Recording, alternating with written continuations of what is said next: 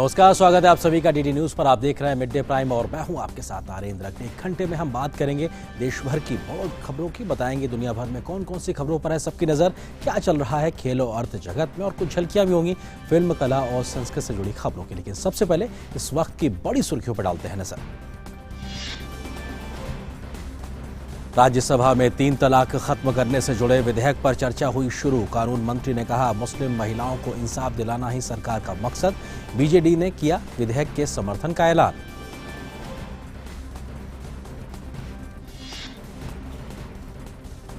लोकसभा में विपक्ष ने उठाया उन्नाव के रेप पीड़िता की दुर्घटना का मामला। भाजपा ने कहा, ऐसी घटनाओं पर राजनीति ठीक नहीं, सीबीआई कर रही है जांच। फिलहाल उपभोक्ता संरक्षण विधेयक पर लोकसभा में चर्चा है जारी। भाजपा संसदीय दल की बैठक में सभी सांसदों को अपने जिलों में प्रशिक्षण सत्र चलाने का निर्देश। संसद के मौजूदा सत्र की सार्थकता पर जताई गई संतुष्टि।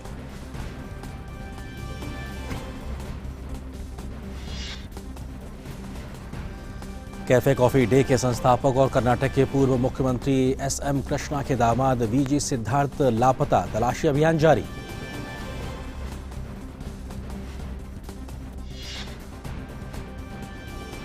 राष्ट्रपति रामनाथ कोविंद आज कोटोनू में करेंगे भारतीय समुदाय के लोगों से मुलाकात। यात्रा के दूसरे दौर में गाम्बिया की राजधानी बांजुल के लिए होंगे रवाना। पाकिस्तान के रावलपिंडी में सेना का विमान हुआ दुर्घटनाग्रस्त। हादसे में 2 पायलट और 3 क्रू सदस्यों समेत कम से कम 17 लोगों की मौत की खबर।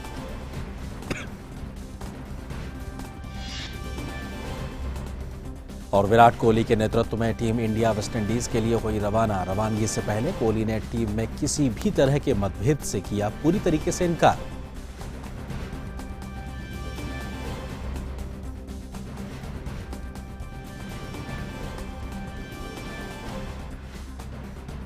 तो आप देख रहे थे इस वक्त की सुर्खियां, और बुलेटिन की शुरुआत में सबसे पहले आज की बड़ी खबर से शुरुआत करते हैं। राज्यसभा में आज 3 तलाक खत्म करने से मुस्लिम महिला विवाह अधिकार संरक्षण विधेयक 2019 पेश करने के बाद में उस पर चर्चा शुरू हो गई है। इसके लिए 4 घंटे का समय तय किया गया है। बिल को लेकर बीजेपी ने अपने सांसदों को व्हिप जारी किया है। राज्यसभा में इस बिल को पास कराना सरकार के लिए एक चुनौती है, क्योंकि यहाँ पर सरकार के पास बहुमत नहीं है। लेकिन इस बीच बीजेडी ने विधेयक का समर्थन करने का ऐलान कर दिया है। इससे पहले विपक्ष के विरोध के बावजूद लोकसभा से यह बिल आसानी से पास हो चुका है।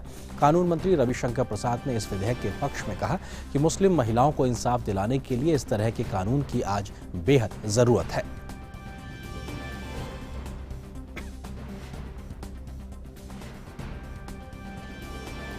सुप्रीम कोर्ट के फैसले के बाद सर 574 3 तलाक के मामले आए सर, और सर जिसमें 345 till 24th of July 2019, so recent, are there.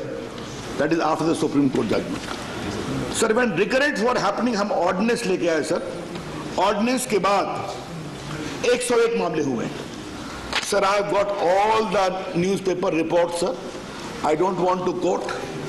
रोटी काली हो गई, ट्रिपल तलाक। पत्नी ने सब्जी के लिए पैसा मांगा, ट्रिपल तलाक। सर, एक और रोचक बात यह है सर कि he was forcing the wife, he was a mobile vendor sir, कि पत्नी के अश्लील वीडियो बनाए, उसने विरोध किया तो ट्रिपल तलाक। Sir, I have got all the materials with me sir, they are all full, the newspaper reports are with me sir। अब सर हम एक सवाल अपने सामने करना चाहते हैं, इस मुल्क की खवातीनों के बारे में हम क्या कहें कि जजमेंट हो गया है लेकिन कार्रवाई नहीं हो रही है। इसलिए हम लॉ लाए हैं, because law is a deterrence. वहीं अल्पसंख्यक मामलों के मंत्री मुख्तार अब्बास नकवी ने चर्चा में हिस्सा लिया और कहा कि इस तरह की कुप्रथा को खत्म किया ही जाना चाहिए।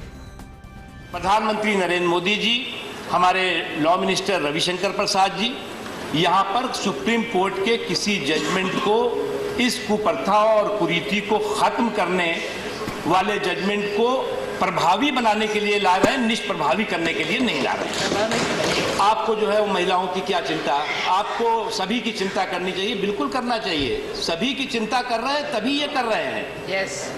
हम संवैधानिक अधिकार, हम सामाजिक सुरक्षा इसके पूरी तरह से पक्ष में है।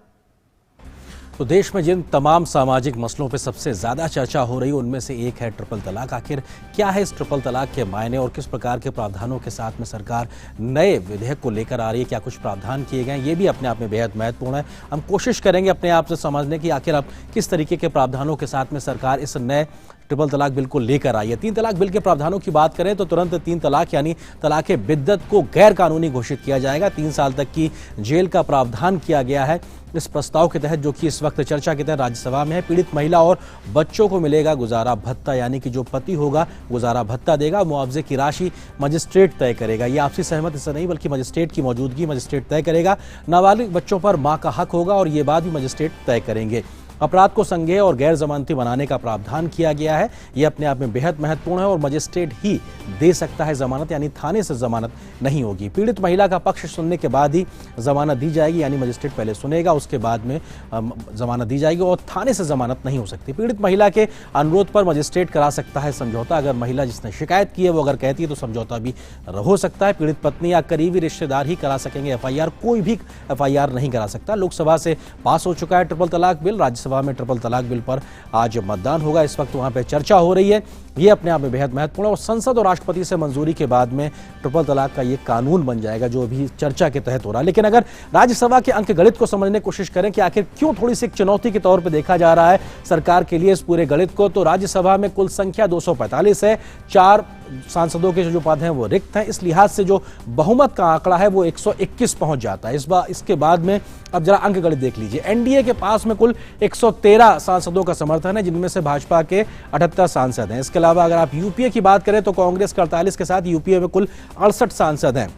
लेकिन कांग्रेस और एनडीए के अलावा जो बचे हुए सांसद हैं या दल हैं वो बेहद महत्वपूर्ण हो जाते हैं। इसमें अगर हम बात करें गैर यूपीए और गैर भाजपा दलों की बात करें तो ये 42 है और निर्गुण 18, यानी कि जो ना बीजेपी में है ना यूपीए में है और ना एनडीए में है, ऐसे सांसदों की संख्या 42 है। और ऐसे निर्गुट जो इन दोनों में ही नहीं है लेकिन उनको लेकर अभी थोड़ा सा असमंजस किया कि आखिर वो किधर जा सकते हैं, ऐसी संख्या 18 है। ये अपने आप में बेहद महत्वपूर्ण। लेकिन ये जो निर्गुट सांसद 18 हैं ये किस प्रकार से अपने आप कदम रख सकते हैं, ये बेहद महत्वपूर्ण होगा। हम एक और ग्राफिक्स के माध्यम से समझने की कोशिश करेंगे कि आखिर किस तरीके से महत्वपूर्ण यही हो जाता है कि आखिर किस तरीके से ये जो संसद का जो राज्यसभा का जो अंक गणित है ये सरकार के पक्ष में जाता है। हमारे सहयोगी ऋषि कुमार इस वक्त हमारे साथ में संसद भवन परिसर से जोड़ रहे हैं, उनसे हम बात करते हैं। ऋषि, इस वक्त राज्यसभा में चर्चा चल रही है और ट्रिपल तलाक के मसले पर बहस हो रही है, अपने आप में बेहद महत्वपूर्ण। और 4 घंटे के समय के बाद में जब मतदान का समय आएगा, किस प्रकार की फ्लोर मैनेजमेंट के साथ में सरकार तैयारी कर रही है, क्योंकि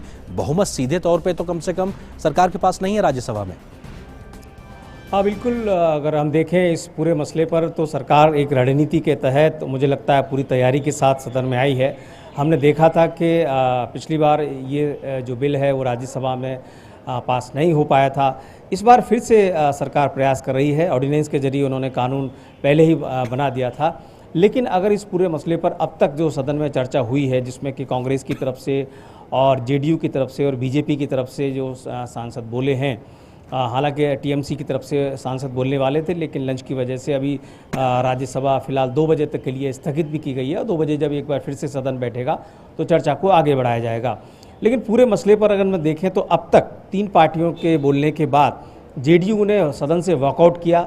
ये उनका वॉकआउट करना अब सरकार के पक्ष में रहेगा या विपक्ष में रहेगा, ये जब वोटिंग होगी तब ज़्यादा स्पष्ट होगा। क्योंकि जेडीयू ने हमने देखा था कि लोकसभा में इसका विरोध किया था और वो वॉकआउट किए थे। वॉकआउट करने की स्थिति में जो स्ट्रेंथ है वो घटेगी और जब स्ट्रेंथ घटेगी तो जो सरकार के पास जो मजबूत पक्ष है, यानी कि उनके पास जो संख्या बल है, क्लियर कट जो संख्या बल है, वो उसके लिए जीत का सबब बन सकता है। तो कुल मिलाकर अब तक का जी ऋषि, मैं यही समझना चाहता हूं, आप जो वॉकआउट का जिक्र कर रहे हैं, यानी कि अगर जेडीयू वॉकआउट करता है तो जो 121 संख्या चाहिए है बहुमत के लिए वो आंकड़ा कम हो जाएगा। आप ये कहना चाहते हैं उसके बाद में जो 113 का आंकड़ा एनडीए के पास में वो कम से कम उसको मदद देता साबित होता नजर आएगा? बिल्कुल, लेकिन अगर एनडीए में अगर आप जेडीयू को शामिल करते हैं तब ये आंकड़ा, क्योंकि जेडीयू के जो सांसद हैं वो उसमें से घटेगा भी। लेकिन अगर यही विरोध में चला जाता तो सरकार के लिए और ज़्यादा मुश्किल होती। तो मुझे लगता है कि जेडीयू एक तरीके से इसके विरोध में बीच का रास्ता उन्होंने निकाला है कि वो इस पर विरोध करते हैं लेकिन वॉकआउट करेंगे। और यहाँ पर उनकी तरफ से जो उनके सांसद बोले उन्होंने तमाम बातें की, जिसमें महात्मा गांधी, डॉक्टर अंबेडकर और लोहिया के विचारों को कहा कि विचारों के आधार पर उनकी पार्टी आगे बढ़ती है। यानी कि कुल मिलाकर उनको लबोलबाब यही था कि वो इस जो पक्ष में, उसके बिल के पक्ष में नहीं है, लेकिन अपनी बात रखकर उन्होंने वॉकआउट किया। अब देखना होगा कि दोपहर के बाद जब ये 2 बजे चर्चा शुरू होती है तब क्या स्थिति बनती है। और तमाम दल ऐसे हैं जो कि उन्होंने अभी तक स्पष्ट नहीं किया है कि वो क्या करना चाहते हैं। तो कई बार फ्लोर ऑफ द मैनेजमेंट ये तय करता है कि सरकार की क्या स्ट्रेंथ है और उसमें वो उस बिल को कितने आसानी से पास करवा पाते हैं या नहीं करवा पाते। लेकिन जिस तरीके से मुख्तार अब्बास नकवी ने, जो एक मंत्री भी हैं, उन्होंने सदन में बोलते हुए कहा कि ये बिल पास होना चाहिए और होगा भी, कहीं ना कहीं सरकार की जो नीतियां हैं, जो रणनीति है, उसका उनकी मजबूती को ही शो करता है। और इस बिल के पक्ष में हमने जैसे कि देखा, रविशंकर प्रसाद ने तमाम बातों को रखा जिसका कि जो विपक्ष है वो विरोध कर रहा था। उन सब बातों पर उन्होंने कहा कि हम आपके अनुसार इस बिल को तब्दील करके लाए हैं और आप इसका समर्थन करें। जी ऋषि, बीजू जनता दल ने इसको समर्थन करने का ऐलान किया है। कम से कम उस लिहाज से सरकार के खेमे में थोड़ी सी कम से कम राहत की खबर है कि इस प्रकार का समर्थन उनको संख्या बल के आधार पर मदद करता नजर आएगा फ्लोर पे। बिल्कुल, अगर कुछ जो दल हैं अगर खुलकर समर्थन करते हैं तो कई बार जो वोटिंग के दौरान उस दूसरे दलों पर भी एक दबाव पड़ता है और उनके जो लाइक माइंडेड जो पार्टीज़ होती हैं वो कई बार पक्ष में आ जाते हैं। तो ये जो आसार बनते हैं, मुझे लगता है आज बिल संभवतः पास हो। लेकिन कांग्रेस की जो रणनीति है कि इसको सेलेक्ट कमेटी को भेजा जाए, उसके लिए उसकी क्या तैयारी है, उसका भी यहाँ पर लेखा जोखा आज वोटिंग के दौरान पर स्पष्ट हो जाएगा। ऋषि, हमने देखा है कि सरकार जब काफ़ी समय से इस बिल को लेकर कोशिश कर रही, बल्कि अपनी पिछली पारी में ही मोदी सरकार कोशिश कर रही थी, उसके बाद में तमाम सुझाव आए थे कांग्रेस या खासतौर से विपक्षी दलों के माध्यम से। उन तमाम सुझावों को भी इस नए बिल में शामिल किया गया है। क्या इस प्रकार के जो एक व्यवहारिक कदम सरकार की ओर से उठाया गया, इसका असर भी हम देख पाएंगे जब वोटिंग का वक्त आएगा उस वक्त? बिल्कुल, देखिए, अगर विपक्ष किसी चीज़ का विरोध करता है और उसका जो विरोध का जो बिंदु हैं, अगर वो तार्किक हैं, और सरकार ने भी देखा कि अगर उन पर जनमानस में इस चीज़ को लेकर कुछ गलत भ्रांतियाँ उसका आधार पर फैलाई जा सकती हैं, तो सरकार ने उसको करेक्ट भी किया है। ख़ास तौर से जो क्रिमिनल जो प्रोसीजर कोर्ट में इस मसले को ले जाए जाने का जो सिविल लॉ से, ऋषि, मैं आपको इस वक्त रोकना चाहूंगा। हम सीधे रुक करते हैं। पर्यावरण, वन एवं जलवायु परिवर्तन राज्य मंत्री बाबुल सुप्रियो दिल्ली में एक कार्यक्रम को संबोधित कर रहे हैं, वहां चलते हैं। मैं वापस कोशिश करूंगा आपके पास आने के लिए। फिलहाल इस कार्यक्रम में चलते हैं। Ministry, the government as a whole under the leadership of Honorable Prime Minister, we have very stringent rules now in terms of preserving forest and ensuring, as I said, the tigers they get a safe place and feel at home. And जैसे आपने देखा है कि कई बार when tigers come out, you know, we poison the prey, we try to lay a trap and catch the tiger. Those are things that we should really refrain from doing, because Secretary Mr. Mishra हमें अभी बता रहे थे कि tigers are mostly, they are more prone to attacking four-legged animals, यानी कि deer, cattle and all that. Two-legged animals, they normally don't do anything. So we know normally we walk with two legs. So obviously the tigers are not generally known to attack us. So that's one thing that to be kept in mind. और एक चीज़ यहाँ पे एक चीज़ और भी बताया गया है। देखिए, बड़े बड़े आंकड़े, डेटा ये तो मैं आपको दे ही सकता हूँ, लेकिन छोटी छोटी चीज़ें जो है ना, कभी कभी small things they matter in a big way. So those things, you know, you are the children, you are all grow up to be big tigers in your own field. And आपको मैं ये बताऊं कि it is very important to know, हम ये ministry से एक और भी चीज़ करने की कोशिश कर रहे हैं. ये बड़ों के लिए नहीं है, सिर्फ बच्चों को, आप लोगों को बता दूं कि आप जब टाइगर रिजर्व में जाते हैं, कई बार टाइगर ढूंढना पड़ता है ना, ढूंढना पड़ता है कि नहीं, कि टाइगर दिखेगा आपको. कई लोग जाते हैं, बोलते टाइगर दिखता नहीं है. तो हमने अभी टाइगर्स को ऐसा ट्रेन कर रहे हैं कि जब आप देखने जाएंगे ना, आप इतने स्पेशल है, इतने अवार्ड जीते हैं, टाइगर खुद आपसे मिलने आएगा. आप जब सलमान खान के एक था टाइगर देखने आते हैं, तो सलमान खान आता है ना स्क्रीन में आपसे मिलने के लिए. आप सलमान को ढूंढते हैं क्या अंदर? नहीं ढूंढते हैं ना. तो वैसे ही हम लोग टाइगर्स को जो है थोड़ा सा ट्रेन करने की कोशिश करें कि आगे जाके ऐसा ही होने वाला है। लेकिन आपको इसमें आपने जो देखा है उसको आपको याद रखना पड़ेगा कि अगर कभी किसी का टाइगर के साथ कोई एनकाउंटर हो, आप लोगों का तो ज़्यादा अर्बन एरिया में होगा नहीं, लेकिन आपके बहुत दोस्त लोग हो सकते हैं जो रिजर्व, टाइगर रिजर्व या जंगल के आसपास में रहते हैं, तो उनको आप ये बता सकते हैं कि अगर टाइगर आपको दिख जाए, अगर टाइगर आपको दिख जाए, अब बताइए अगर इस रूम में एक टाइगर आ जाए तो क्या करेंगे आप? बताइए क्या करेंगे? अगर इस रूम में एक टाइगर आ जाए, आपको कुछ नहीं करना है, जो करना है टाइगर ही करेगा। क्या समझे? तो कुछ नहीं, you have to do nothing. If a tiger enters this room, even the biggest of tigers, you see this gentleman, Mr. Malik at the side, he thinks that his huge mooch, it is going to scare the tigers away. But trust me, it is not going to happen so. So therefore, if a tiger enters this room, you have to do nothing. And that's exactly what that cartoon, that animation film has said. A joke is a very serious thing. It's a quote that was given by Mark Twain. So जब आप animation film देखते हैं तो कई बार लगता है कि आप कार्टून देख रहे हैं, but in that animation film some very important messages has been given to you, and that is, if you see a tiger, you don't need to move, you just need to be quiet, and the tiger, as I said earlier, are not prone to attacking two-legged animals, and they're going to move away. तो बाघों के संरक्षण को लेकर सरकार का लगातार जोर है। कल इसको लेकर आंकड़े भी आए थे और वही कोशिश कहीं ना कहीं केंद्रीय मंत्री अपनी बात के माध्यम से समझाते हुए कि आखिर कैसे एक सामंजस्य बनाने की जरूरत है, चाहे इंसानों को और जानवरों के साथ में, खासतौर से बाघों के साथ में। आगे बढ़ते हैं और बात संसद से जुड़ी खबर की ही करते हैं। लोकसभा में आज पूर्व सदस्य जयपाल रेड्डी के मौत पर मौन रखकर उनको सदन की ओर से श्रद्धांजलि दी गई। जयपाल रेड्डी की पिछले कई दिनों से तबीयत खराब थी, जिसके बाद रविवार को उनका निधन हो गया। जयपाल रेड्डी 77 वर्ष के थे। सदस्यगण, मुझे सभा को हमारे पूर्व सदस्य श्री एस जयपाल रेड्डी के दुखद निधन के बारे में सूचित करना है। हम अपने पूर्व सहयोगी के निधन पर गहरा शोक व्यक्त करते हैं और मुझे विश्वास है कि सभा शोक संतप्त परिवार के प्रति अपनी संवेदना प्रकट करने में मेरे साथ है। अब सभा दिग्गज आत्मा के सम्मान में थोड़ी देर मौन रहेगी।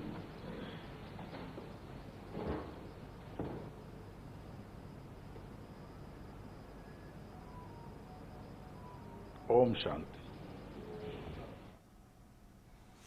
वहीं इसके बाद कांग्रेस के नेता अधीर रंजन चौधरी ने उत्तर प्रदेश के उन्नाव की रेप पीड़िता के साथ हुए दुर्घटना का मसला उठाया और कहा कि चश्मदीद गवाह की मौत हुई है, पीड़ित अस्पताल में है और इस बात से साबित होता है कि उत्तर प्रदेश में कानून व्यवस्था के हालात ठीक नहीं है। इस मामले में गृह मंत्री के बयान की भी उन्होंने मांग की। ये शर्मसार घटना है तो हम सबको इसके लिए शर्मिंदा होना पड़ेगा। सर हमारा मांग है सर, ये सीबीआई की जांच हो रही है और इसके लिए गृह मंत्री जी सदन में आए। इस पर संसदीय कार्य मंत्री प्रहलाद जोशी ने कहा है कि इस पर राजनीति करना ठीक नहीं है। उन्होंने सीबीआई जांच का हवाला दिया और कहा कि यूपी सरकार इस मामले में गंभीरता से कार्रवाई कर रही है। इसमें राजनीति नहीं करना चाहिए। ऑलरेडी सीबीआई इंक्वायरी चल रहा है, एफआईआर भी दर्ज हो चुका है। पूरा जांच निष्पक्षता से उत्तर प्रदेश गवर्नमेंट कर रही है। इस मामले पर भाजपा सांसद जगदम्बिका पाल और साध्वी निरंजन ज्योति ने भी कहा कि जिस ट्रक से हादसा हुआ है वो समाजवादी पार्टी के नेता का है और अब इस पर समाजवादी पार्टी को जवाब देना चाहिए, क्योंकि इस पूरे मामले में यूपी सरकार को बदनाम करने के लिए झूठे आरोप लगाए जा रहे हैं। पीड़िता के परिवार के साक्ष्य को मिटाने के लिए ट्रक से हत्या करने का प्रयास हुआ है। मैं कहना चाहता हूं, ये देश को गुमराह कर रहे हैं। जिस ट्रक से एक्सीडेंट हुआ है वो ट्रक समाजवादी पार्टी के नेता अमरपाल सिंह का था। ये जवाब दे दें। और फिलहाल लोकसभा में उपभोक्ता संरक्षण विधेयक पर चर्चा चल रही है। इस विधेयक को केंद्रीय मंत्री रामविलास पासवान ने सदन में विचार के लिए पेश किया। बीजेपी के सांसद राव साहेब पाटिल दानवे ने विधेयक के प्रावधानों के बारे में जानकारी दी। और उन्नाव से हुए इस हादसे में रेप पीड़िता की 2 रिश्तेदारों की मौत हो गई है, जबकि खुद पीड़िता बुरी तरीके से घायल है। इस हादसे के लिए विधायक कुलदीप सेंगर को पीड़िता के परिवार ने जिम्मेदार माना है, लिहाजा उनकी शिकायत पर करीब 15 से 20 अज्ञात लोगों के अलावा विधायक कुलदीप सिंह सेंगर, उनके भाई और 8 नामजद लोगों के खिलाफ हत्या के प्रयास और आपराधिक षड्यंत्र रचने का मुकदमा दर्ज किया गया है। पुलिस ने ट्रक के ड्राइवर और मालिक को गिरफ्तार कर लिया है। इस बीच उत्तर प्रदेश महिला आयोग की अध्यक्ष विमला बाथम ने उन्नाव के मामले में दोषी को कड़ी से कड़ी सजा देने की वकालत की है।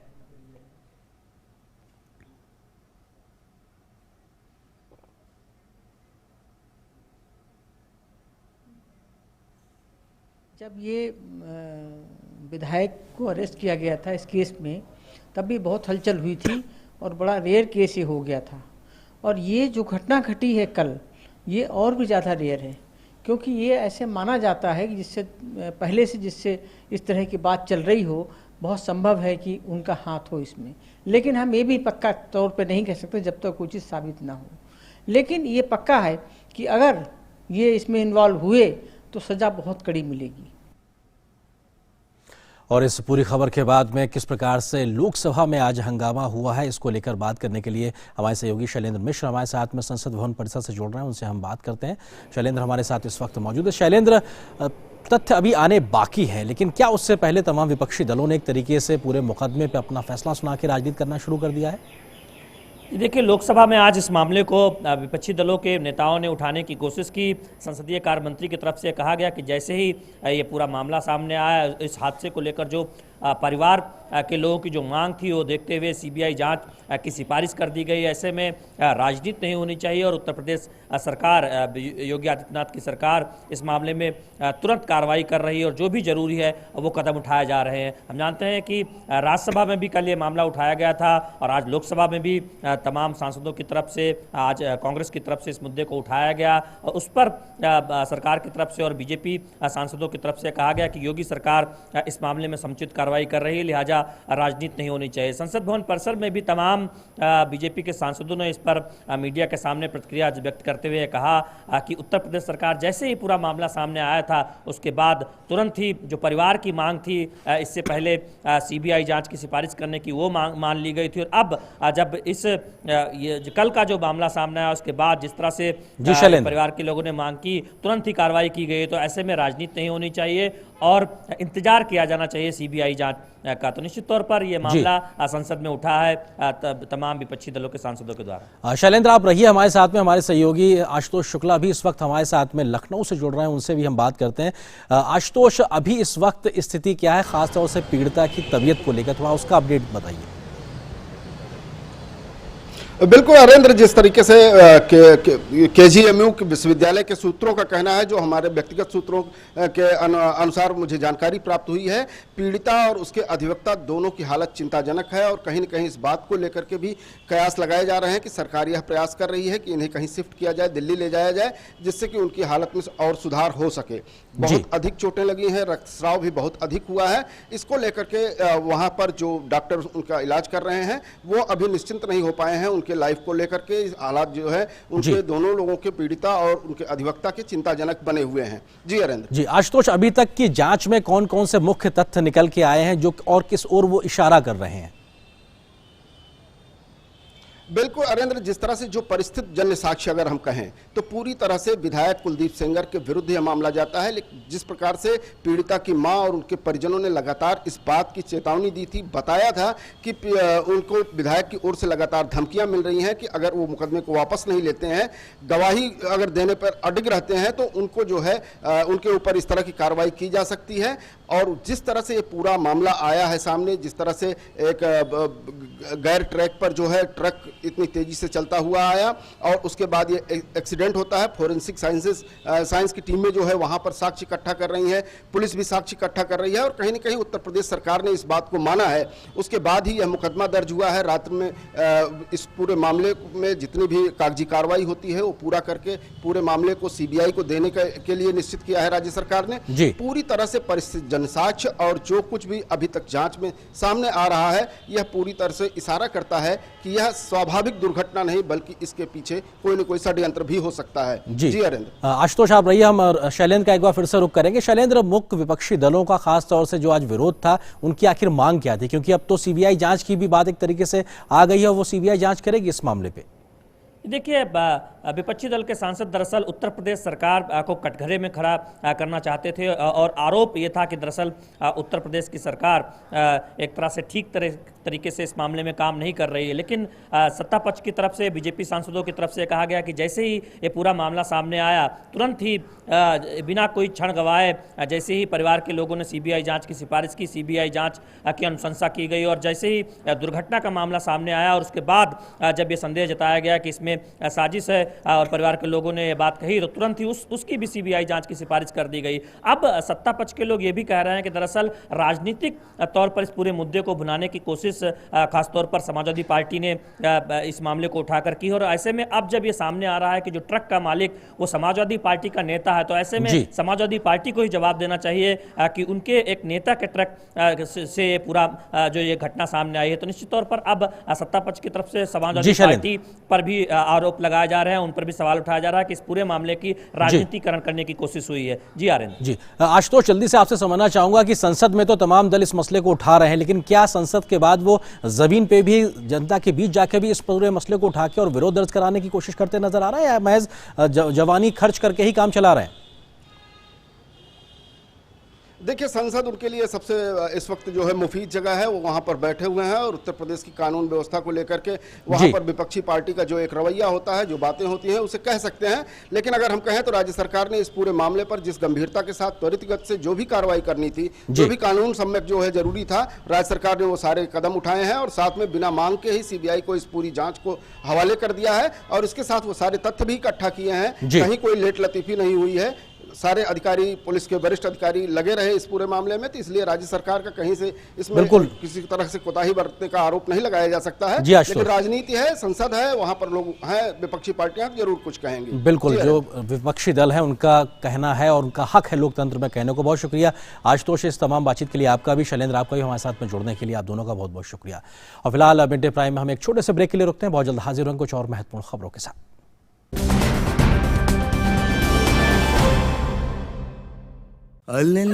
शिवानी। हाँ जी दीदी, मुझे तेरा कुछ सामान मिला है। क्या है ये? अरे ये तो मेरी गर्भ निरोधक गोली है। धीरे बोल, तुझे पता भी है इनके बारे में? पता है दीदी, गर्भ निरोध का सबसे आसान तरीका है गोली। मैंने ही बताया था। आपने बताया था? मेरा आइडिया है दीदी।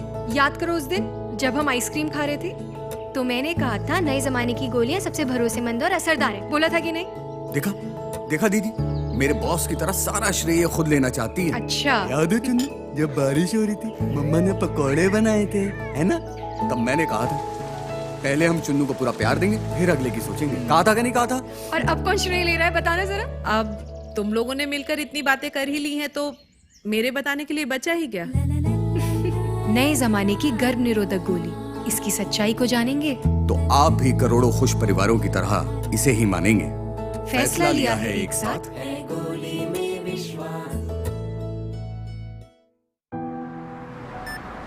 दादी जी, आपकी उंगली की छाप मशीन नहीं पढ़ पा रही, माफ करना, आपको अब राशन नहीं मिल पाएगा। मैं बहुत दूर से आई हूँ, कुछ तो तरीका होगा। तरीका है आंटी, अगर कभी उंगलियों की छाप या फिर आंखों का स्कैन ना हो या कोई और वजह से वेरीफाई ना हो पाए, तो कानून है कि कोई भी दुकानदार राशन देने से मना नहीं कर सकता। आधार लेटर या फिर ई आधार की कॉपी लेकर या उस पे छपे QR कोड को स्कैन करके दुकानदार को राशन देना ही पड़ेगा। और इतना ही नहीं, परिवार का कोई और भी सदस्य जिसका नाम राशन कार्ड पर लिखा हो, वो भी अपनी उंगलियों की छाप देकर राशन ले सकता है। क्या सच? हाँ बिल्कुल। चलिए आपका आधार डाउनलोड करके प्रिंट लेते हैं।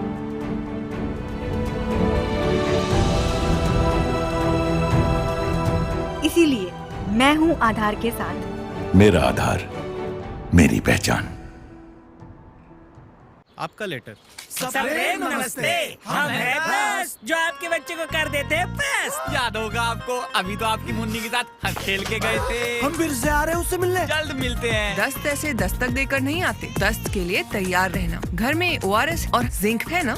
दस्त की इलाज में देरी हुई तो शरीर में पानी और पोषण की कमी जानलेवा हो सकती है। इसलिए दस्त शुरू होते ही ORS और जिंक शुरू करें। दस्त के लिए तैयार रहना। घर में ORS और जिंक है ना?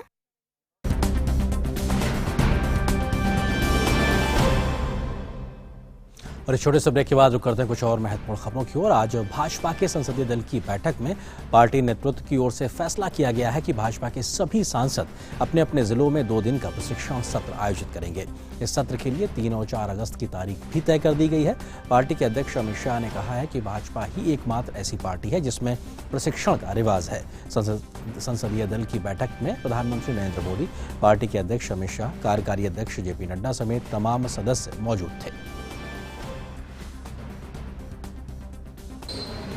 सारे देश में भारतीय जनता पार्टी एक ऐसी पार्टी है, कार्यकर्ताओं का ट्रेनिंग के लिए हर वर्ष एक अभ्यास वर्ग का श्रृंखला चलता है। नीचे लेवल से, बूथ लेवल से ये अभ्यास वर्ग बहुत दिनों से होते रहे हैं। चुनाव के कारण लोकसभा और राज्यसभा का ये अभ्यास वर्ग ओरिएंटेशन ट्रेनिंग कैंप पेंडिंग था। इसी 3 और 4 सैटरडे संडे को इसी हॉल में 2 दिन के लिए भारतीय जनता पार्टी के सभी राज्यसभा और लोकसभा सदस्यों के लिए अभ्यास वर्ग होगा। वहीं संसदीय दल की इस बैठक के बाद इस बात पर भी संतुष्टि जताई गई है कि संसद का मौजूदा सत्र काफ़ी सार्थक साबित हो रहा है। अब तक संसद में 15 विधेयक पारित हो चुके हैं। इसमें लोकसभा से 6 और राज्यसभा से पारित हुए विधेयकों की संख्या 4 है। हालांकि अभी 11 विधेयक लंबित हैं जिन्हें पारित कराने की चुनौती सरकार के सामने है। भारतीय जनता पार्टी का मीटिंग माननीय प्रधानमंत्री जी के नेतृत्व में आज हुआ है। अभी हमने पूरा दौरा लिया है। अभी तक लोकसभा राज्यसभा मिलके दोनों हाउस में 15 बिल हमारा पारित हो चुके हैं। सिर्फ लोकसभा में पारित हुआ है 6, सिर्फ राज्यसभा में पारित हुआ है 4। उसके अलावा हमारे पास अभी 11 बिल, अभी आज के दिन में 11 बिल जो पारित करना है वो पेंडिंग है। दिल्ली में आज भाजपा के केंद्रीय नेतृत्व के साथ जम्मू कश्मीर के पार्टी कोर ग्रुप की बैठक है। इस बैठक में राज्य में संभावित चुनावों के लिए तैयारियों पर चर्चा करेंगे। केंद्रीय मंत्री जितेंद्र सिंह, भाजपा के महासचिव राम माधव, पार्टी के प्रदेश अध्यक्ष रविंद्र रैना और राज्य के अन्य वरिष्ठ नेता इस बैठक में शामिल होंगे। बीजेपी अध्यक्ष अमित शाह, पार्टी के कार्यकारी अध्यक्ष JP नड्डा के साथ भाजपा के महासचिव संगठन BL संतोष सहित कई वरिष्ठ नेता इस बैठक में हिस्सा लेंगे। कर्नाटक के पूर्व CM SM कृष्णा के दामाद और मशहूर कैफे चेन CCD के मालिक विजय सिद्धार्थ लापता हो गए हैं। उन्हें आखिरी बार कल रात बेंगलुरु में नेत्रावती नदी के पास देखा गया था। कैफे कॉफी डे के फाउंडर विजय सिद्धार्थ के लापता होने के बाद एक खत सामने आया है जिसमें उन्होंने देनदारों के दबाव पर और एक पूर्व आयकर DG की प्रताड़ना का जिक्र किया है। अपने खत में उन्होंने स्टाफ से माफी भी मांगी है और हर गलती के लिए खुद को जिम्मेदार बताया है। कर्नाटक पुलिस ने नदी और आसपास के इलाकों में सर्च ऑपरेशन शुरू कर दिया है। नाव और स्थानीय मछुआरों की मदद से नदी में तलाशी की जा रही है। इस बात की भी जांच की जा रही है कि उन्होंने आखिरी बार किससे फोन पर बात की थी और किससे उन्होंने संपर्क किया था। कर्नाटक के मुख्यमंत्री VS येदियुरप्पा और कांग्रेस के नेता DK शिवकुमार और BL शंकर भी SM कृष्णा के घर पहुंचे और उनसे बातचीत की।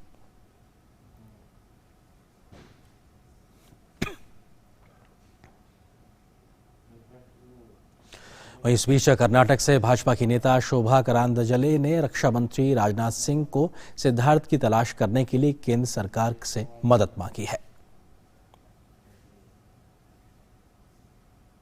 और कर्नाटक के सांसदों का एक प्रतिनिधिमंडल ने भी गृह मंत्री अमित शाह से आज मुलाकात कर सिद्धार्थ को खोजने में कोस्टल गार्ड, सेंट्रल फोर्स की मदद लेने की मांग की है।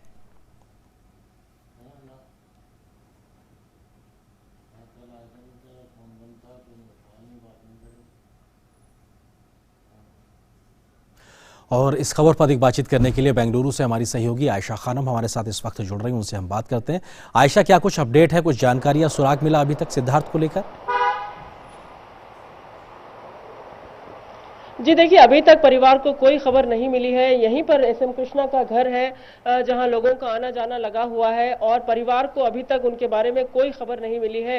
लेकिन जो रेस्क्यू ऑपरेशन, जो सर्च ऑपरेशन है वो तेजी पकड़ रहा है और केंद्र सरकार की तरफ से भी मदद मांगने के बाद कोस्ट गार्ड, 2 कोस्ट गार्ड की जहाज जो है अरेबियन सी की तरफ तलाशी में लगा दी गई है और दूसरी तरफ कई प्रोफेशनल डाइवर्स को इस सर्च ऑपरेशन में लगा दिया गया है और भारी मात्रा में कर्नाटक पुलिस इसको ऑपरेशन सिद्धार्थ नाम देते हुए एनडीआरएफ की टीम्स और कई और जो प्रोफेशनल ऑपरेशन सिद्धार्थ में जो प्रोफेशनल कर्मचारी हैं उन्हें इस सर्च में जोड़ दिया गया है।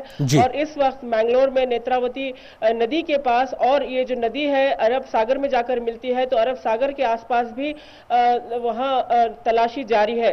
तो अभी तक पुलिस के पास भी कोई सूचना नहीं है कि आखिरकार क्या हुआ था और कैसे वो गायब हो गए हैं, लेकिन महज ड्राइवर के बयान के आधार पर ये सर्च शुरू हुआ है। ये पुलिस उन्हें खोजने की तलाश कर रही है और पुलिस के सामने सिर्फ एक पत्र, एक लेटर है जो उन्होंने कैफे कॉफी डे के जो डायरेक्टर्स हैं, बोर्ड ऑफ डायरेक्टर्स, उनको लिखी थी और उसमें उन्होंने बहुत निराशाजनक भावनाएं उसमें उस लेटर में प्रकट की हैं। तो पुलिस इस लेटर को एग्जामिन कर रही है और ये पता लगाने की कोशिश कर रही है कि कारण क्या रहे होंगे और आखिरी वक्त तक उन्होंने किन किन लोगों से बात की। ये फोन कॉन्वर्सेशंस और जो सिग्नल्स हैं उन्हें ट्रैक करके पुलिस इसकी छानबीन कर रही है। जी आयशा, महत्वपूर्ण यही है कि जो कॉल डिटेल्स हैं, अभी तक के कॉल डिटेल्स की जानकारी में क्या कुछ सुराग सामने आया है, किन लोगों से संपर्क में थे और कहां तक उनका फोन ट्रेस हुआ, उसके बाद से वो सिग्नल उसके गायब हुए, कुछ इसको लेकर जानकारी शुरुआती? जी, शुरुआत में मैंगलोर पुलिस ने यही कहा था कि नेत्रावती ब्रिज के पास तक उनका जो मोबाइल फोन है वहां तक ट्रैक हुआ है, उसके बाद उनका मोबाइल फोन ट्रैक नहीं हो पाया है, यानी वहां के टावर्स में भी उनके मोबाइल फोन का कोई सिग्नल ट्रैक नहीं हुआ है। जैसे कि मैंने बताया, महज उनके ड्राइवर ने जब कंप्लेंट दर्ज की, क्योंकि उन्होंने ड्राइवर से कहा था कि वो उन्होंने ब्रिज के जो नेत्रावती पुल है वहां पर वो उतरकर ड्राइवर से कहा था कि वो आगे जाकर गाड़ी रोके और वो पैदल चलते हुए, वॉकिंग करते हुए वहां तक पहुंचेंगे। लेकिन जब वो नहीं पहुंचे तो ड्राइवर ने उनके परिवार को बताया। फिर ड्राइवर का बयान ही अब पुलिस के सामने है और जो पत्र उन्होंने जो लिखा है कैफे कॉफी डे के बोर्ड ऑफ डायरेक्टर्स, यही पुलिस के सामने ये 2 एग्जामिन करने वाली जो क्लूज मिल सकती हैं कि आखिरकार क्या हुआ होगा। तो इसके आधार पर पुलिस जो है सर्च ऑपरेशन जारी रखी है और तेजी से सर्च ऑपरेशन चल रहा है। जी शुक्रिया आयशा, फिलहाल इस बातचीत और अपडेट्स के लिए हमारे साथ जुड़ने के लिए बेंगलुरु से। और फिलहाल मिड डे प्राइम में हम एक छोटे से ब्रेक के लिए रुकते हैं, बहुत जल्द हाजिर होंगे कुछ महत्वपूर्ण खबरों के साथ।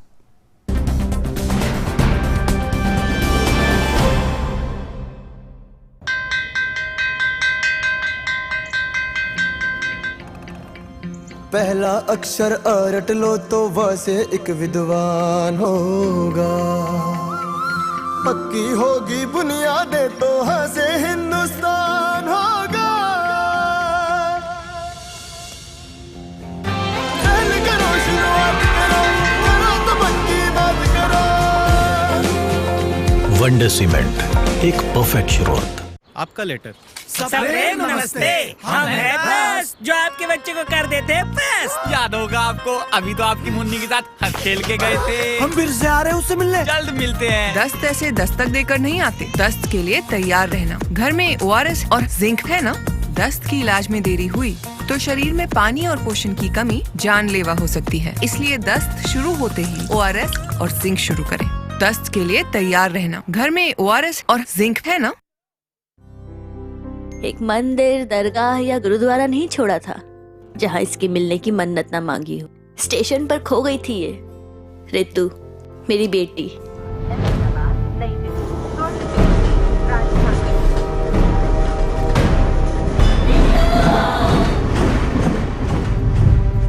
और देखो ना, ये मिली भी तो कैसे, इन उंगलियों के निशान से। आधार कार्ड बनवाया था इसका, तब काम आया, नहीं तो पता नहीं। आप भी अपने बच्चों का आधार कार्ड बनवा लेना प्लीज। सुना, वो आधार में बच्चों की फिंगरप्रिंट लेते हैं ना? उससे कोई भी खोए हुए बच्चे को अपने घर तक पहुंचा सकता है। कई बच्चों को अपने परिवार से मिलाया है आधार ने। ये तो मैंने सोचा ही नहीं था। तो अब सोच लो। पूरे देश में कहीं भी हो, आधार से ही तो छोटे बड़े सबको मिली है एक सी पहचान। तो पेरेंट्स, आधार अपना लो, फायदे में रहोगे।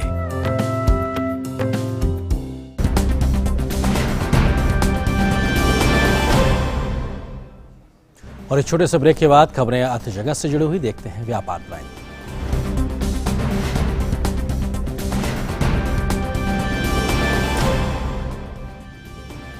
देश के करीब 7 करोड़ छोटे और मध्यम व्यापारियों की समस्याओं के समाधान के लिए वाणिज्य एवं उद्योग मंत्रालय राष्ट्रीय व्यापारी कल्याण बोर्ड की स्थापना करेगा। यह बोर्ड सरकार को व्यापारियों पर नियमों के अनुपालन के बोझ को कम करने और व्यापारियों के लिए कोष की उपलब्धता बढ़ाने पर सुझाव देगा। राष्ट्रीय व्यापारी कल्याण बोर्ड की कमान एक चेयरमैन के हाथों में होगी। केंद्र सरकार इस बोर्ड में चेयरमैन और 15 तक सदस्यों की मनोनीत करेगी। इन 15 सदस्यों में से 5 खुदरा व्यापार से संबंधित तकनीकी पहलुओं की जानकारी रखने वाले लोग होंगे। यह बोर्ड सरकार को व्यापारियों से संबंधित कानून को सरल करने के बारे में भी सुझाव देगा। साथ ही बोर्ड व्यापारियों के लिए सुरक्षा लाभ, मसलन बीमा, पेंशन और स्वास्थ्य सेवा संबंधी सुझाव भी देगा। शहरों की साफ सफाई तथा मेक इन इंडिया की पहल को गति देने के लिए नीति आयोग की अंतर मंत्रालयी समिति ने 65 शहरों में परिचालन के लिए 5,645 इलेक्ट्रिक बसों को मंजूरी दी है। नीति आयोग के सीईओ अमिताभ कांत ने ट्विटर पर लिखा है कि केंद्र पर्यावरण अनुकूल इलेक्ट्रिक वाहनों को लोकप्रिय बनाने के लिए कदम उठा रहा है। वित्त वर्ष 2019-2020 के बजट में सरकार ने इलेक्ट्रिक वाहनों की खरीद को लेकर लिए गए कर्ज पर 1.5 लाख रुपए तक के ब्याज पर अतिरिक्त आयकर छूट देने का प्रस्ताव किया है। इसके अलावा इलेक्ट्रिक वाहनों के कुछ कलपुर्जों पर सीमा शुल्क से छूट दी गई है। केंद्र ने हाल ही में इलेक्ट्रिक वाहनों और उससे जुड़े बुनियादी ढांचे को प्रोत्साहन करने की योजना को फेम 2 के तहत 10,000 करोड़ रुपए की मंजूरी दी है। बात होम बायर से जुड़ी खबर की करते हैं। देश के 9 प्रमुख शहरों में अप्रैल से जून महीने के बीच पहली तिमाही में घरों की बिक्री 6% बढ़ गई है। प्रमुख डेटा विश्लेषण कंपनी प्रॉप इक्विटी की रिपोर्ट में इस अध्ययन में 9 शहरों गुरुग्राम, नोएडा, मुंबई, कोलकाता, पुणे, हैदराबाद, बेंगलुरु, ठाणे और चेन्नई को शामिल किया गया है। अप्रैल जून की तिमाही में 9 शहरों में आवास बिक्री 6% बढ़कर 61,790 इकाई पर पहुंच गई है, जो एक साल पहले समान तिमाही में 58,292 इकाई पर थी। प्रतिष्ठित बिल्डरों की नई पेशकशों को बाजार से अच्छी प्रतिक्रिया मिल रही है। इन बिल्डरों ने इकाइयों का आकार कम किया है, जिससे इनकी कीमत को नीचे लाया जा सका है। इससे उनकी बिक्री में बढ़ोतरी देखने को मिली है। और जगत की खबरों के बाद अब बात उन खबरों की जो दुनिया भर में सुर्खियां बनी हुई हैं।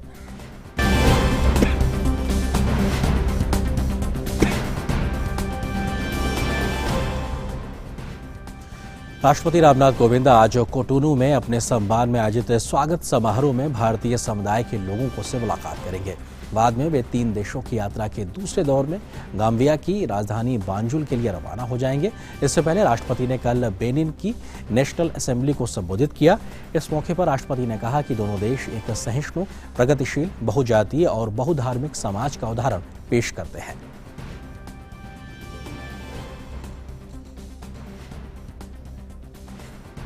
संयुक्त राष्ट्र की एक नई रिपोर्ट के मुताबिक पिछले साल विश्व के अलग अलग हिस्सों में हुए सशस्त्र संघर्षों में 12,000 से अधिक बच्चे मारे गए या घायल हुए हैं।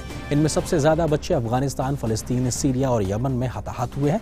रिपोर्ट में कहा गया है कि ये सभी मौतें या तो चोट पहुंचाने के लिए बच्चों के खिलाफ होने वाले उन 24,000 से अधिक क्रूर हिंसा में शामिल है, जिनकी संयुक्त राष्ट्र ने पुष्टि की है। बच्चों के खिलाफ क्रूर अपराध करने वाले देशों को संयुक्त राष्ट्र की काली सूची में शामिल किया गया है, लेकिन इस सूची में अब भी कोई बदलाव नहीं होने की वजह से मानवाधिकारों के लिए काम करने वाले समूहों ने गुस्सा प्रकट किया है। पाकिस्तान की रावलपिंडी में सेना का एक विमान आज आवासीय इलाके में दुर्घटनाग्रस्त हो गया। इसमें 17 लोगों की मौत हो गई है, जिनमें 2 पायलट समेत 5 सैनिक भी हैं। मौके पर मौजूद मलबे और तबाह हुए घरों से अब भी धुआं उठ रहा है, जबकि विमान के टुकड़े पास की छत पर पड़े नजर आ रहे हैं। सैन्य अधिकारियों ने घटनास्थल की घेराबंदी कर दी है, जबकि स्थानीय निवासियों की भीड़ पास ही खड़ी हुई है। विमान दुर्घटना में जख्मी 20 लोगों को आसपास के अस्पताल में भर्ती कराया गया है, जिनमें कुछ की स्थिति नाजुक बनी हुई है। अमेरिका के लॉस एंजलिस स्थित GWS ऑक्शन हाउस आगामी 31 अगस्त को एक लाइव नीलामी की मेजबानी करेगा। इस नीलामी की खास बात यह है कि इसमें मशहूर शख्सियतों Elvis Presley, Marilyn Monroe, Sharon Tate सहित फॉरेस्ट गंप और लैरी क्राउन जैसी फिल्मों से जुड़े सामानों की नीलामी की जाएगी। नीलामी में एल्विस प्रेस्ली की गाड़ियां सहित उसके चिकित्सकीय सामान की मांग सबसे ज्यादा होने की उम्मीद है। साथ ही केट विंसलेट की टाइटैनिक फिल्म में पहनी गई पोशाक भी खास आकर्षण का केंद्र रहेगी। गौरतलब है कि यह नीलामी हॉलीवुड के हार्ड रॉक कैफे में आयोजित की जाएगी। और फिलहाल यहां पर एक और छोटे से ब्रेक के लिए रुकते हैं।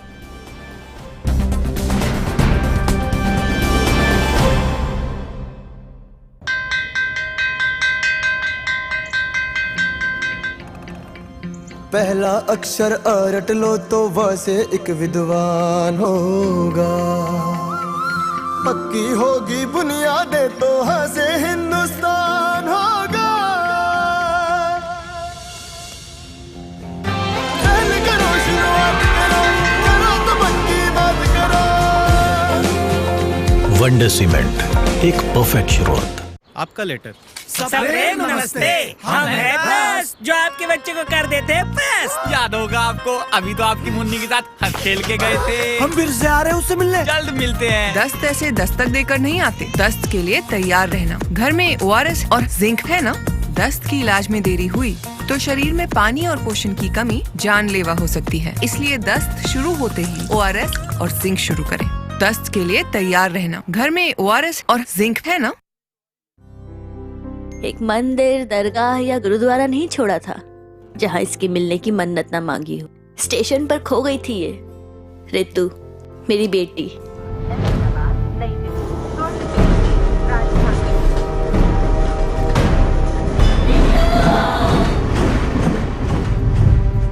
और देखो ना, ये मिली भी तो कैसे, इन उंगलियों के निशान से। आधार कार्ड बनवाया था इसका, तब काम आया। नहीं तो पता नहीं। आप भी अपने बच्चों का आधार कार्ड बनवा लेना प्लीज।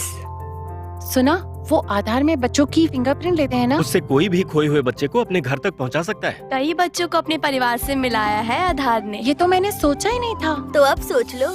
पूरे देश में कहीं भी हो, आधार से ही तो छोटे बड़े सबको मिली है एक सी पहचान। तो पेरेंट्स, आधार अपना लो, फायदे में रहोगे।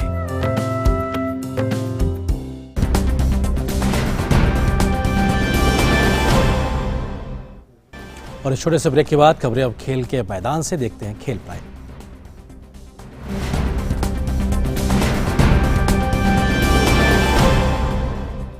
और खेल की खबरों को हमारे साथ साझा करने के लिए मेरे सहयोगी अशोक मारतुलिया इस वक्त मेरे साथ मौजूद हैं। अशोक, क्या कुछ खास है अगर हम खेल के मैदान की खबरों की बात करें तो? शुक्रिया अरिंद। खेल की खबरों की शुरुआत करते हैं क्रिकेट से। भारतीय क्रिकेट टीम अमेरिका और वेस्टइंडीज़ के दौरे के लिए रवाना हो गई है। इस दौरे पर टीम 3 T20, 3 वनडे और 2 टेस्ट मैच खेलेगी। ये दौरा T20 सीरीज़ के साथ शुरू होगा। इससे पहले 2 मैच फ्लोरिडा में 3 और 4 अगस्त को खेले जाएंगे। वेस्टइंडीज दौरे के लिए रवाना होने से पहले कप्तान विराट कोहली ने कल प्रेस कॉन्फ्रेंस को संबोधित किया। उन्होंने कहा कि टीम इंडिया में सब कुछ ठीक है और खिलाड़ियों के बीच किसी भी तरह का मतभेद नहीं है। अगर टीम का माहौल अच्छा नहीं होता तो जिस तरीके से हम खेल रहे हैं लास्ट 2-3 साल से, वो चीज़ पॉसिबल नहीं है। क्योंकि मैं इस चीज़ को जानता हूँ कि ड्रेसिंग रूम का जो एटमॉस्फेयर और एक जो ट्रस्ट फैक्टर और एक जो माहौल है वो कितना ज़रूरी होता है इंटरनेशनल क्रिकेट में सक्सीड करने के लिए। तो अगर वो नहीं होती चीज़ तो मुझे नहीं लगता आज हम इस पोजीशन पे होते वर्ल्ड क्रिकेट में। और जो हमारी जर्नी रही है नंबर 7 से नंबर 1 तक, और ODI क्रिकेट में इतनी कंसिस्टेंट परफॉर्मेंस, T20 में भी हम स्ट्रॉन्ग रहे हैं, वो कमराडरी और रिस्पेक्ट और अंडरस्टैंडिंग के बिना नहीं हो सकती।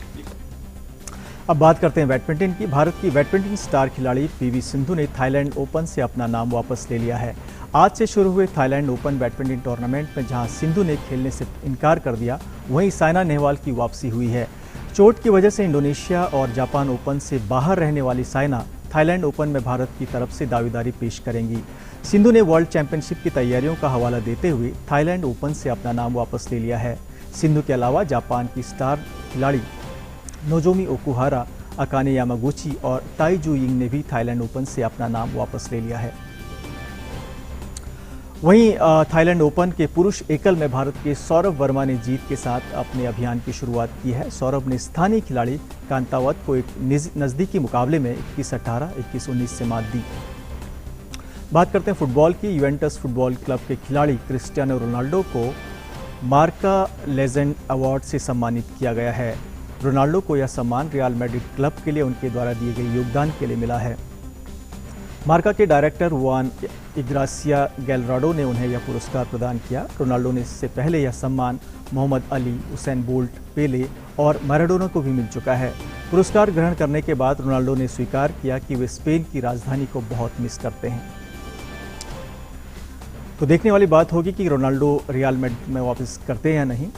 स्पोर्ट्स प्राइम में फिलहाल इतना ही। वो बाकी खबरों के लिए चलते हैं वापस आर्यन के पास। शुक्रिया अशोक इन तमाम खबरों को हमारे साथ साझा करने के लिए। और अब बारी हमारे अगले सेगमेंट यानी लाइव प्राइम की।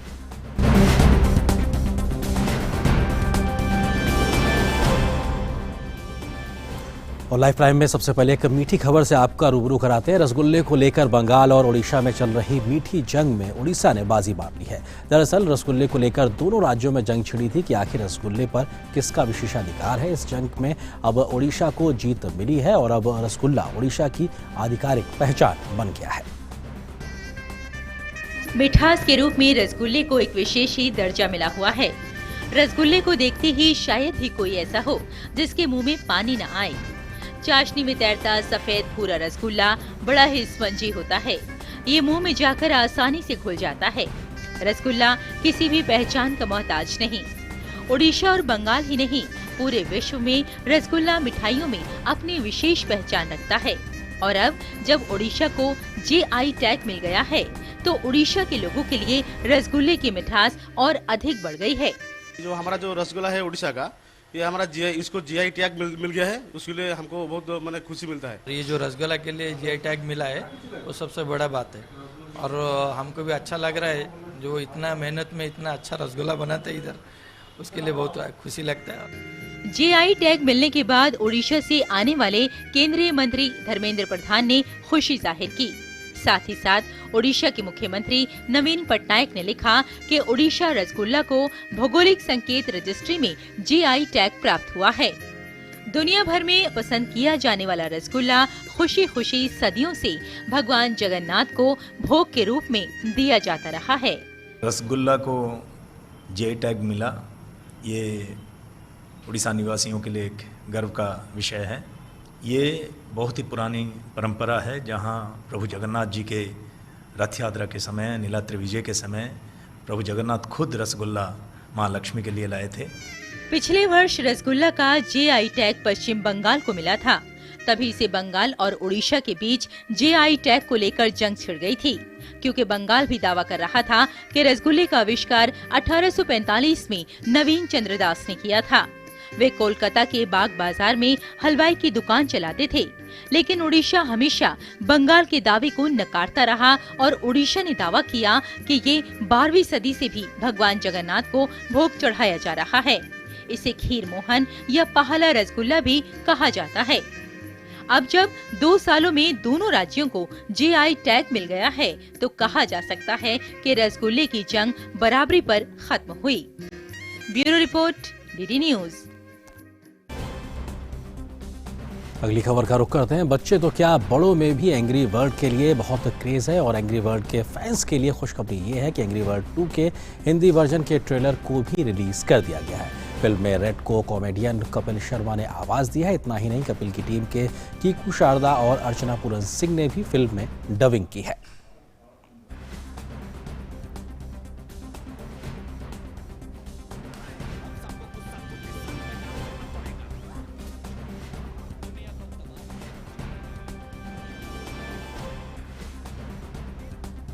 तो इसी के साथ मिड डे प्राइम में आज बस इतना ही, लेकिन हम लगातार नजर बनाए हुए हैं राज्यसभा में 3 तलाक रोकने से जुड़े विधेयक पर।